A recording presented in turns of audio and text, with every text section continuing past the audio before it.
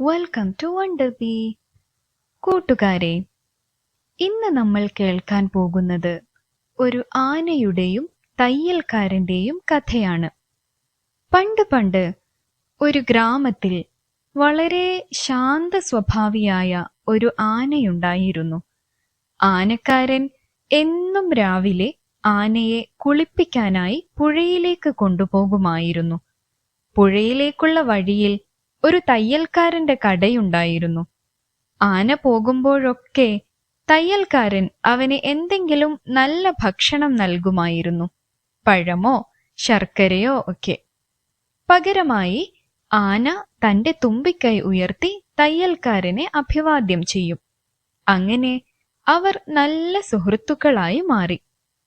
ഒരു ദിവസം തയ്യൽക്കാരൻ നല്ല മൂഡിലായിരുന്നില്ല.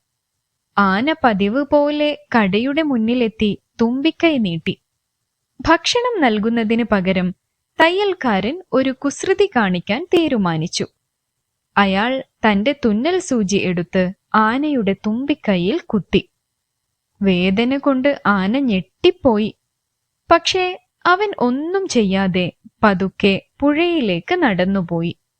പുഴയിൽ ഇറങ്ങിയ ആന നന്നായി കുളിച്ചു. തിരികെ വരുമ്പോൾ അവൻ തന്റെ തുമ്പിക്കൈയിൽ നിറയെ ചെളിവെള്ളം ശേഖരിച്ചു. തയ്യൽക്കാരന്റെ കടയുടെ മുന്നിലെത്തിയപ്പോൾ ആന തന്റെ തുമ്പിക്കൈ ഉയർത്തി അകത്തേക്ക് ആ ചെളിവെള്ളം മുഴുവൻ ചീറ്റിയൊഴിച്ചു. കടയിലുണ്ടായിരുന്ന പുതിയ വസ്ത്രങ്ങളെല്ലാം ചെളി പറ്റി നശിച്ചുപോയി. തയ്യൽക്കാരൻ ആകെ പരിഭ്രമിച്ചു. തന്റെ തെറ്റായ പ്രവൃത്തി കാരണമാണ് ആന ഇങ്ങനെ ചെയ്തതെന്ന് അയാൾക്ക് മനസ്സിലായി. അയാൾക്ക് വലിയ നഷ്ടം സംഭവിച്ചു. താൻ ചെയ്ത തെറ്റിന് അയാൾ ആനയോട് മാപ്പ് ചോദിച്ചു.